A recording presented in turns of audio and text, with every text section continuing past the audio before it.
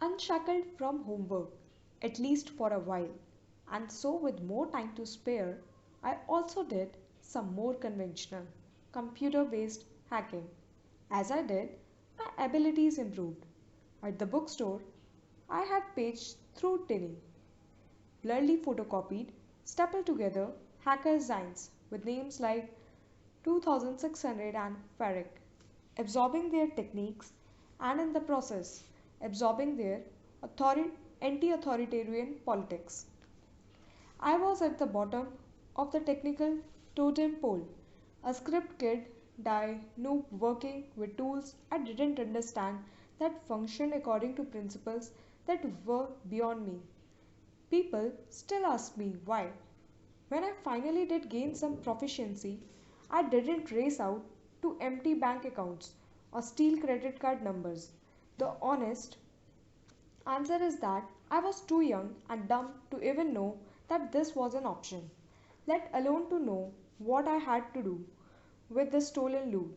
All I wanted, all I needed, I already had for free. Instead, I figured out simple ways to hack some games, giving myself extra lives and letting me do things like see through walls. Also, there wasn't a lot of money on the internet back then, at least not by today's standard. The closest that anyone I knew or anything I read ever came to theft was phreaking or making free phone calls.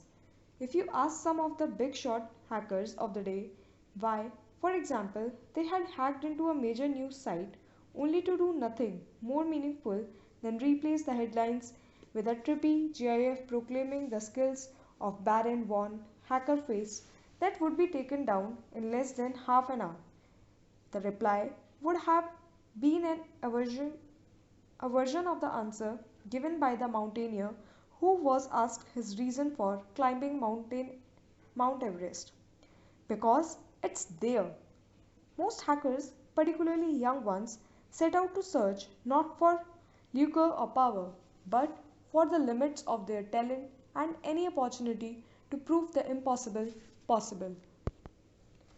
I was young, and while my curiosity was pure, it was also, in retrospect, pretty psychologically revealing, in that some of my earliest hacking attempts were directed towards allaying my neurosis. The more I came to know about the fragility of computer security, the more I worried over the consequences of trusting the wrong machines. As a teenager, my first hack that ever countered that ever courted trouble dealt with a fear that suddenly became all I could think about, the threat of a full-on scorched earth nuclear holocaust. I had been reading some article about the history of the American nuclear program, and before I knew it, with just a couple of clicks, I was at the website of the Los Alamos National Laboratory, the country's nuclear research facility. That's just the way the internet works. You get curious, and your fingers do the thinking for you. But suddenly, I was legitimately freaked out. The website of America's largest and most significant scientific research and weapons development institution, I noticed, had a glaring security hole. Its vulnerability was basically the virtual version of an unlocked door, an open directory structure. I'll explain. Imagine I sent you a link to download a PDF file that's capped on its own page of a multiple page website.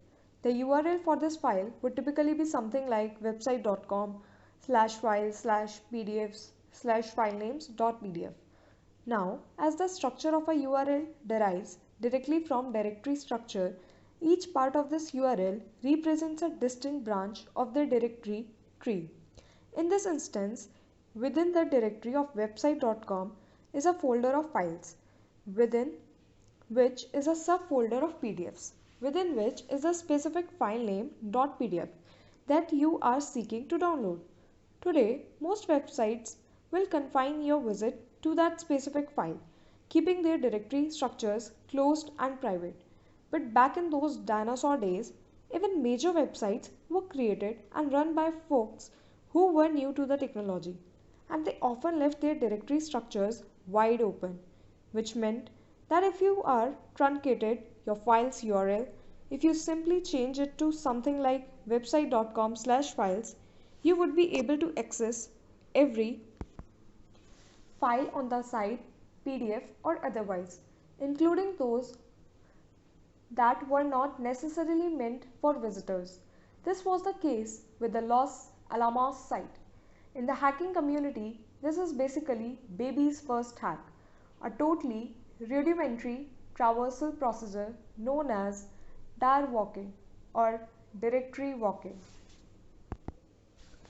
And that's just what I did. I walked as fast as I could from file to subfolder to upper level folder and back again. A teen let loose through the parent directories. Within a half hour of reading an article about the threat of nuclear weapons, I had stumbled upon a trove of files meant only for the lab security cleared workers. To be sure, the documents I accessed were not exactly the classified plans for building a nuclear device in my garage. And anyway, it's not as if those plans were not already available on about a dozen do it yourself websites. Instead, what I got was more along with the lines of confidential inter-office memoranda and other personal employee information. Still, as someone suddenly acutely worried about mushroom clouds on the horizon, and also, especially as the child of military parents, I did what I figured I was supposed to. I told an adult, I sent an explanatory email to the laboratory's webmaster about the vulnerability and waited for a response that never came. Every day after school, I visited the site to check if the directory structure had changed, and it hadn't. Nothing had changed except my capacity for shock and indignation.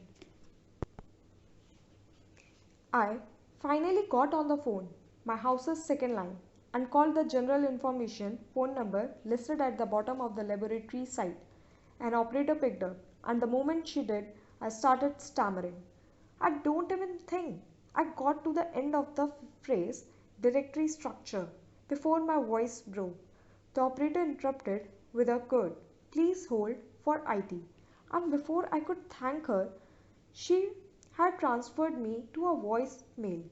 By the time the beep came, I had regained some modicum of confidence, and with a steadier larynx, I left a message. All I recall now of that message was how I ended it with relief and by repeating my name and phone number. I think I even spelled out my name, like my father sometimes did, using the military phonetic alphabet. Sarah November Oscar Whiskey Delta Echo November.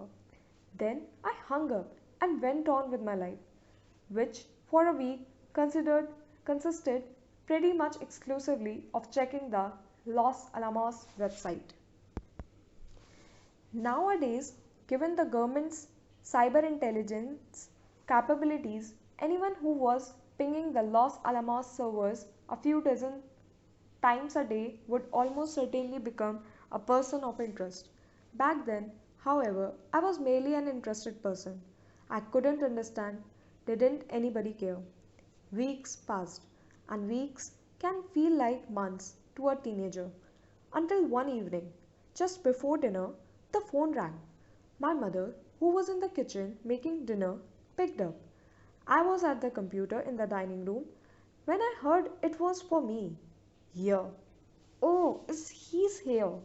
Then, may I ask who's calling? I turned around in my seat and she was standing over me, holding the phone against her chest. All the color had left her face. She was trembling. Her whisper had a mournful urgency I had never heard before, and it terrified me. What did you do? Had I known, I would have told her. Instead, I asked, "Who is it?" "Los Alamos, the nuclear laboratory." "Oh, thank God." I gently pried the phone away from her and sat her down. "Hello." On the line was a friendly representative from Los Alamos IT who kept calling me Mr. Snowden. He thanked me for reporting the problem and informed me that they had just fixed it. I restrained myself from asking what had taken so long. I restrained myself from reaching over to the computer and immediately checking the site. My mother hadn't taken her eyes off me. She was trying to piece together the conversation, but could only hear one side. I gave her a thumbs up, and then, to further reassure her, I affected an older, serious, and unconvincingly deep voice and stiffly explained to the IT rep what he already knew. How I had found the directory traversal problem, how I had reported it, how I hadn't received any response until now. I finished up with, I really appreciate you telling me. I hope I didn't cause any problems. Not at all, the IT rep said, and then asked what I did for a living. Nothing, really, I said. He asked whether I was looking for a job, and I said, during the school year, I'm pretty busy, but I have got a lot of vacation and the summers are free. That's when the light bulb went off, and he realized that he was dealing with a teenager. Well, kid, he said, you have got my contact. Be sure and get in touch when you turn 18. Now pass me along to that nice lady I spoke to. I handed the phone to my anxious mother, and she took it back with her into the kitchen, which was filling up with smoke. Dinner was burnt, but I'm guessing the IT rep said enough complimentary things about me that any punishment I was imagining went out the window.